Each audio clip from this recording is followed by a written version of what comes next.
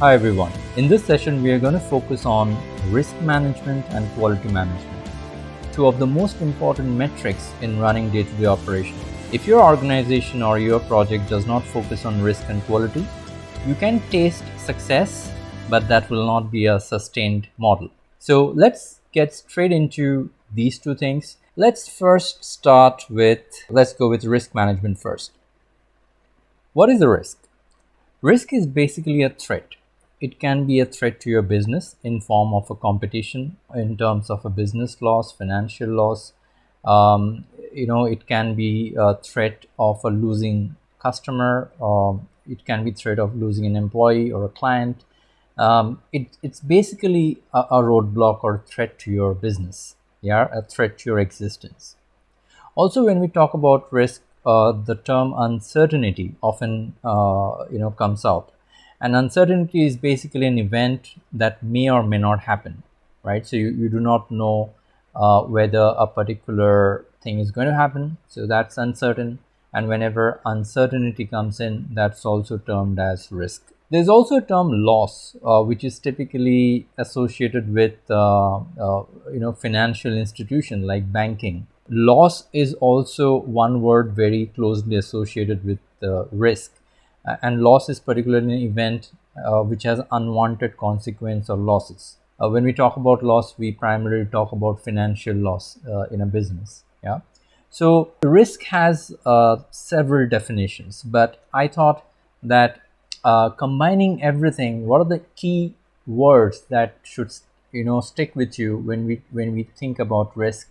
Are risk is a threat, risk is some form of uncertainty, and risk can be bringing you some kind of loss. What is risk management?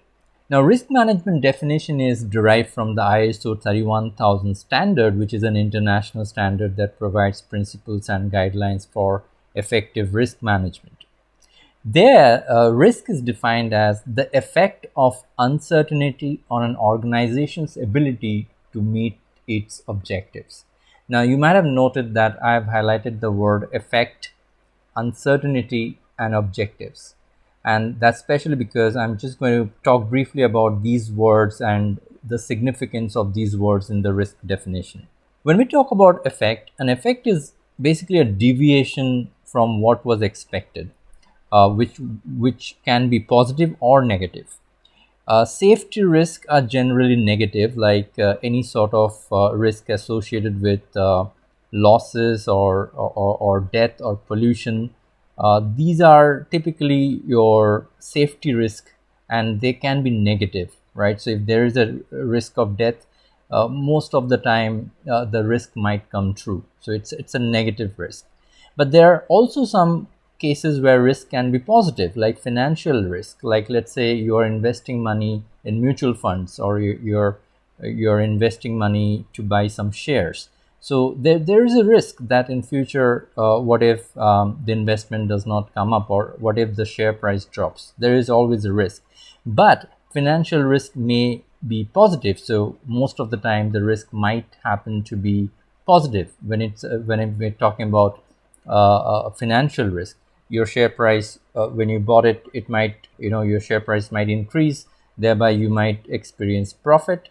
When you invest something in mutual fund, you might get a good return of investment. So financial risk can be positive as well. Yeah. And this particular definition is relevant for safety, financial risk, strategic risk, and project risk. Now let's move to the term uncertainty. When we talk about uncertainty, we talk about lack of information or knowledge concerning an event, its consequences, or its likelihood, right? So when you are not absolutely sure, when you do not have a certain set of data to prove something to you or to showcase something to you, that information is inadequate, and that can give rise to uncertainty, right? So whenever you have a kind of a lack of information or knowledge regarding anything in your business, so that present an uncertainty, and uncertainty is taken as risk. When we talk about objectives, we need to understand that makes the role of objectives explicit. Yeah, an activity is only undertaken to reach some goals. So objectives can be financial, objectives can be regarding health and safety, environmental goals. They can apply at a strategic level or as per or per project or per product or per site. This definition leads to more transparency in discussions with stakeholders because objectives are made explicit. All in all, I think what you should remember when you think about risk are these three words, right, that we spoke about before. That risk can be termed as a threat, it can be termed as some sort of uncertainty in business or in project, and it can be also associated with loss. Yeah, these are the three keywords you have to remember. However, if you're really interested to go deep dive into risk management, you might want to get a copy of ISO 31000 standard and read about it. However, from your management perspective, since you're a first time manager, I think when we talk about risk management, this particular section, understanding this section is good enough for you at this point in time. Yeah, and maybe later on when we talk about risk management in some other videos that I'm going to upload in future, we might want to get deep dive into risk management.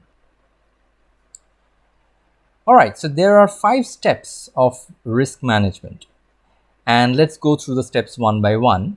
The first step is risk identification, and it is basically to deal with early detection of risk and documenting of the risk, and it is very critical. So the earlier you detect a risk, the better it is, the more time you have to plan for it and remediate and kind of mitigate the risk, right?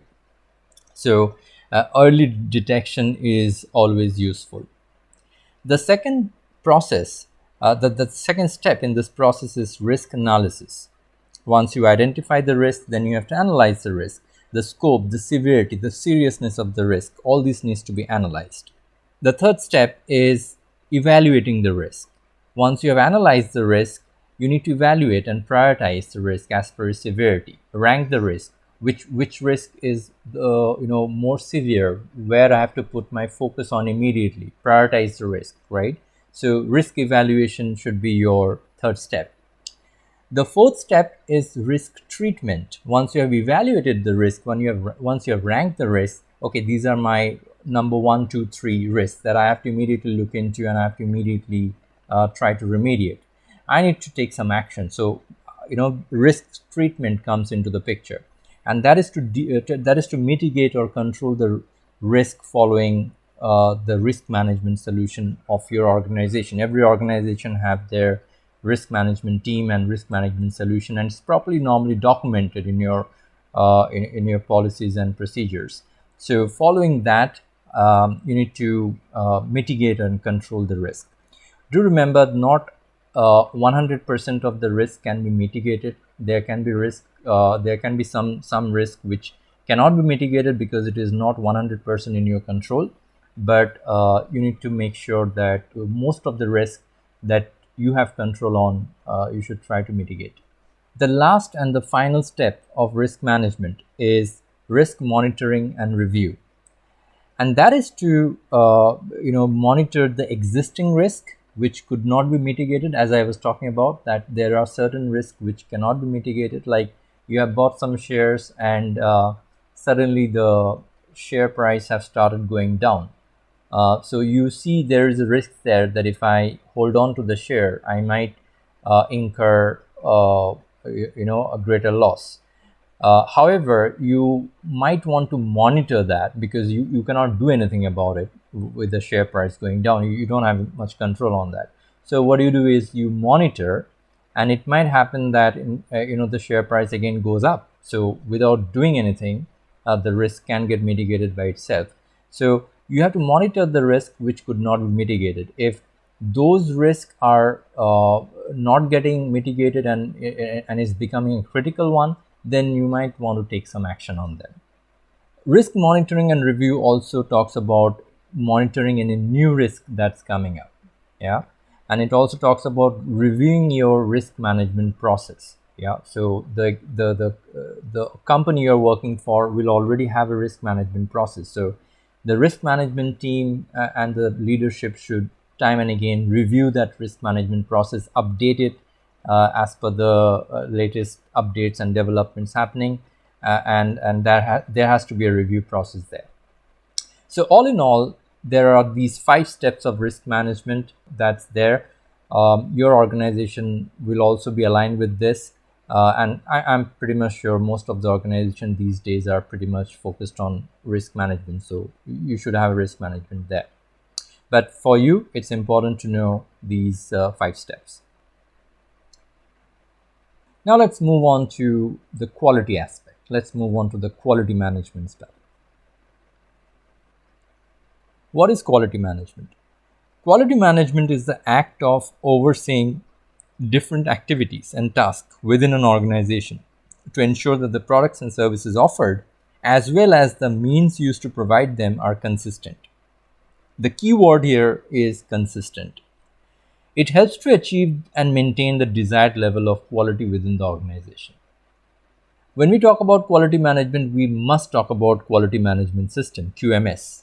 Now, this QMS is basically defined in ISO 9001 document, and which is the international standard for specifying requirements of QMS.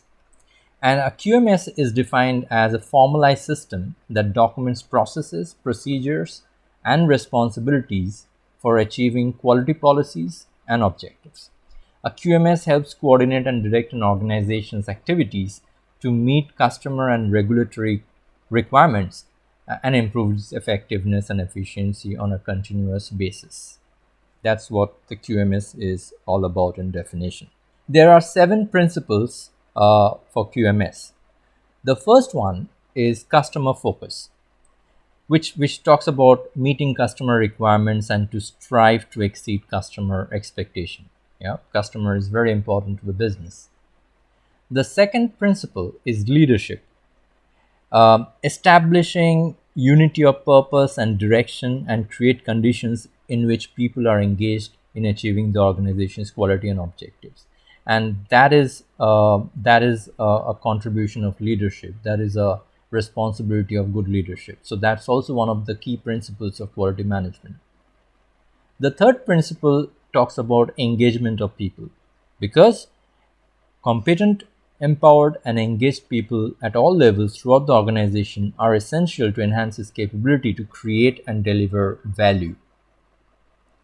The fourth principle talks about process approach. Remember, I talked about consistency.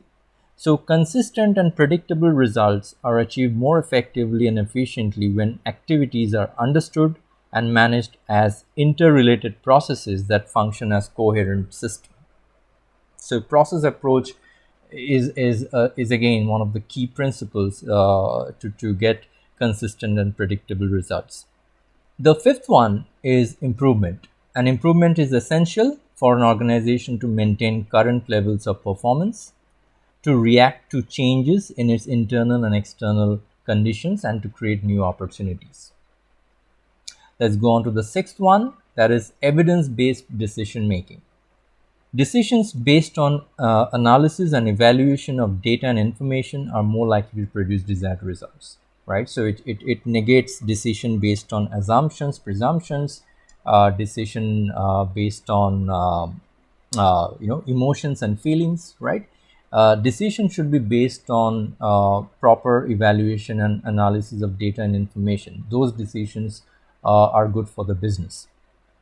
Relationship management, the last one. And it talks about relationship management with your important stakeholders. Interested parties influence the performance of organization. So sustained success is more likely to be achieved when the organization manages relationships with all its interested parties to optimize their impact on its performance. Relationship management with its supplier and partner networks is of particular importance. Without relationship management, of course, your business cannot run long enough. So these are the 7 principles of QMS, and as a first-time manager, you should be aware of each one of these principles and its impact on business. Let's move on. And I thought if you're talking about QMS, we must also have a brief overview, not a detailed overview though, because this is not a training exclusively for quality management or QMS. However, I think if you're learning about QMS, it's also important for you to have a brief overview that if you want to implement QMS in your project or team, or maybe you're managing a very small size firm or organization, if you want to implement QMS, what are the steps that you must follow, right? So there are 7 steps to implement QMS, and that we are going to talk about here. But you also need to understand that the QMS design should be influenced by the organization's varying objectives and needs, and the products and services provided. This structure is based largely on the plan, do, check, act, PDCA. So PDCA is a cycle. So you plan something and then you do that, and then you check whatever you have done is working or not, and then you act. So plan, do, check, act is a PDCA is a cycle that again it described in detail in QMS principle, but we are not going to talk about PDCA at this point.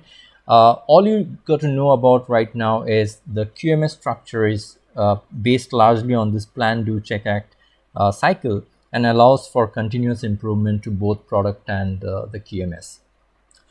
So let's now look at what are the 7 steps to implement QMS. Now, you need to realize that not all these 7 steps are sequentially placed. So it's not that you have to do the first step and then you have to move on to the second and then to the third. Some of these 7 steps can be done simultaneously, and in practically some of these 7 steps are done simultaneously by maybe the same department or different department in the same organization. So that's why I have divided this 7 step into four stops, right? So that it's easier for me to talk about these 7 steps at one go. The first stop, we're going to talk about step number 1 and 2, design and development. That's the first step to implement QMS. You need to design and then develop a product or service, right? So design and development. A design and development portion serves to develop the structure of a QMS, its processes and plans for implementation. Senior management should oversee this portion to ensure the needs of the organization and the needs of its customers are a driving force behind the system's development. So that's step number 1 and 2, design and development. Let's go to step number 3, and that is deploy. Deployment is best served in a granular fashion by breaking each process down into sub-processes and educating staff on documentation, education, training tools, and metrics. Company intranets are increasingly being used to assist in the deployment of quality management systems. Let's move on to the 4th and the 5th step of implementing QMS, and that is control and measure. So once you have designed, developed, and then deployed, now it's the time to control and measure. Control and measurement are 2 areas of establishing a QMS that are largely accomplished through routine, systematic audits of the quality management system. The specifics vary greatly from organization to organization depending on size, potential risk, and environmental impact. So that's step number 5 and 6 for you. Once you are completed with control and measure step, now it's your turn to go to the 7th and the final step, and that is to review and improve. I'm sorry, this should be your 6th and 7th step. Review and improve detail how the results of an audit are handled. The goals are to determine the effectiveness and efficiency of each process towards its objectives, to communicate these findings to the employees, and to develop new best practices and processes based on the data collected during the audit. So that completes your 7-step process on how to implement QMS in your organization or project. With this, we come to an end of this episode. And finally, the series of First Time Managers, a complete guide. We have traveled a journey of 1 year together, and to be able to finish what we started gives me immense satisfaction. I hope that you have liked the whole course, and if yes, please share with people. The year 2021 is behind us now, and we look forward to 2022 with new hope, new energy, and a stronger resolve to push this movement ahead. I wish you and your family Merry Christmas and a very Happy New Year ahead. You will hear from me soon. Take care and bye for now.